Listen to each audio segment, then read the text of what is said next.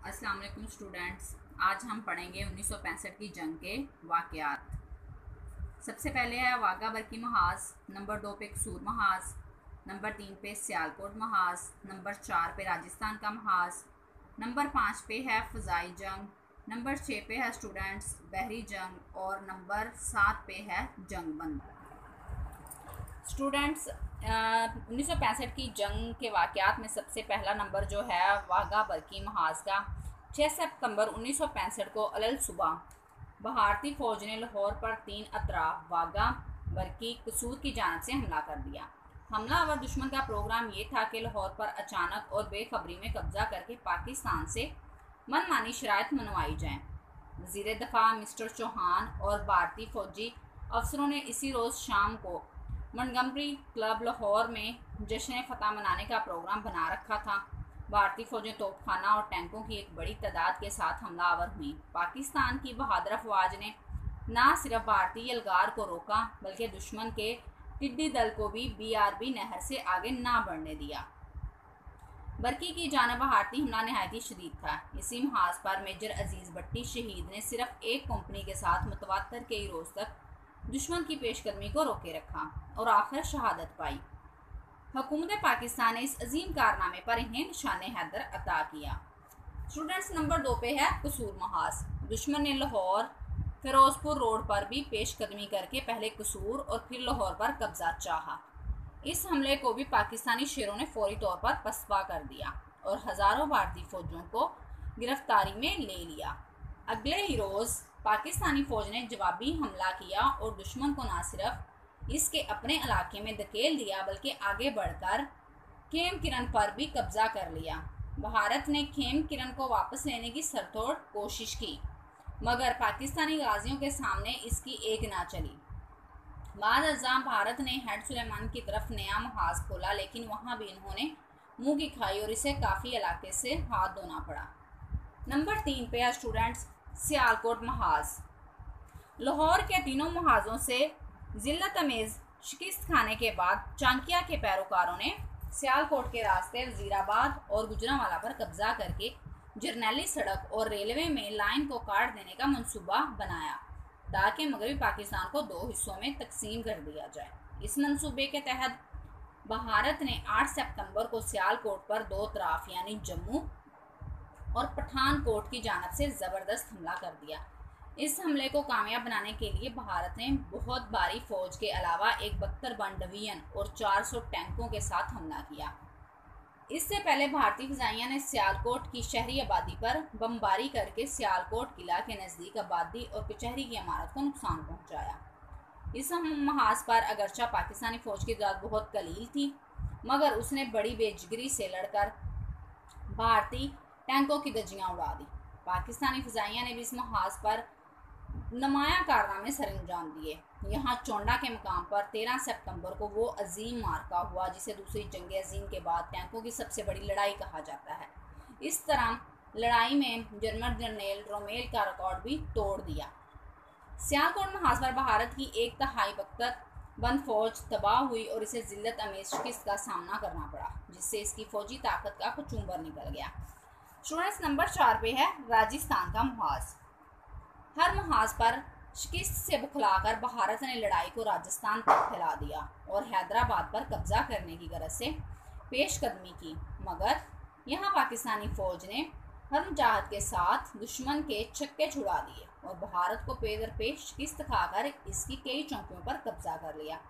अलावा 13 सितंबर को पाकिस्तान गाजियों राजस्थान में मन्नाभाऊ रेलवे स्टेशन पर कब्जा करके भागती हुई भारतीय फौज को शदीद नुकसान हुआ और इसके भारी जंगी सामान पर कब्जा कर लिया। इस महाज पर भी पाकिस्तानी फौज ने सैकड़ों मुरब्बा मील के इलाके पर कब्जा कर लिया। नंबर 5 पे है स्टूडेंट्स फ़ज़ाई जंग।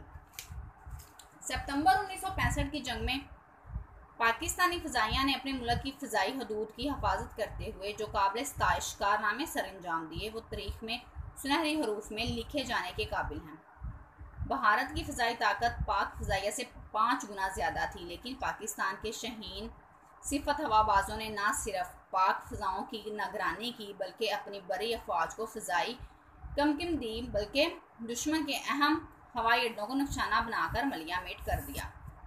पाकिस्तानी हवाबाजों ने लड़ाई के पहले दिन ही भारत के 22 बमबार तैयारे तबाह करके भारतीय हवाबाजों पर अपनी बढ़तरी कायम कर दी। 6 और 7 सितंबर की रात को पाक फ़ज़ाइया ने पठानकोट का हवाई अड्डा तबाह कर दिया और वहां ज़मीन पर खड़े हुए 23 मक्तियारों को खास्तगार कर दिया। 7 सितंबर को भारतीय फ़ज़ाइया ने सरगोदा के हवाई अड्डे पर हमला किया, लेकिन सरगोदा भारतीय तैयारों का कब्रिस्तान साबित हुआ। यहाँ पर लीडर मोहम्मद महमूद आलम ने एक ही हवाई जंग में पाकिस्तान के 5 लड़ाका जहाज़ गिराकर नया आलमी रिकॉर्ड कायम किया।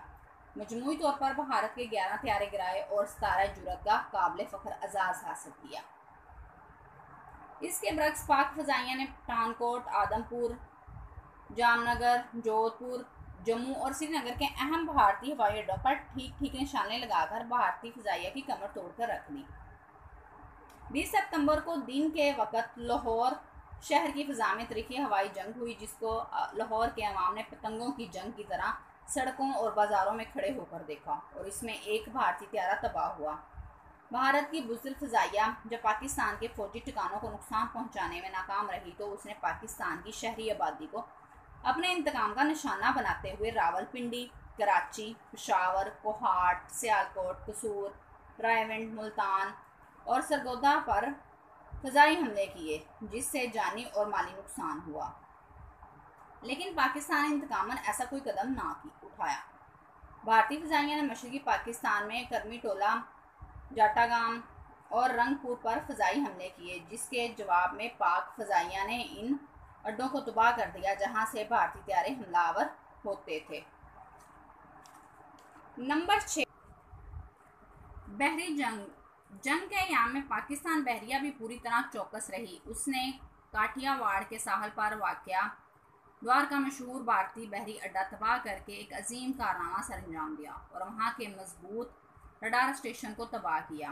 भारतीय फ़ज़ाइया ने बमबारी की कोशिश की तो इसके 3 तैयारे गिरा लिए गए। 22 और 23 सितंबर की दरमियानी रात को भारत बहरिया ने पाक बहरिया के एक यूनिट पर अचानक हमला किया तो पाकिस्तान की बहरिया ने भारत का एक फ्रैगेट किस्म का जंगी जहाज़ डुबो दिया और बाकी भारतीय जहाज़ दुम दबाकर भाग गए।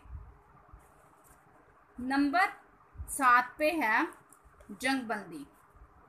अगरचा जंग के शुरू होते क़ौम मुत्तहिदा ने जंगबंदी की कोशिश शुरू कर दी थी, मगर 17 सितंबर को जब चीन ने पाकिस्तान को सक्कम की सरहद पर चीनी इलाके के अंदर नए किराबंदियों को 3 दिन के अंदर अंदर मस्मार करने का अल्टीमेट दिया तो तमाम बड़ी ताकतें बुदक उठी और उन्होंने जंगबंदी के लिए तगदो तेज़ कर दी।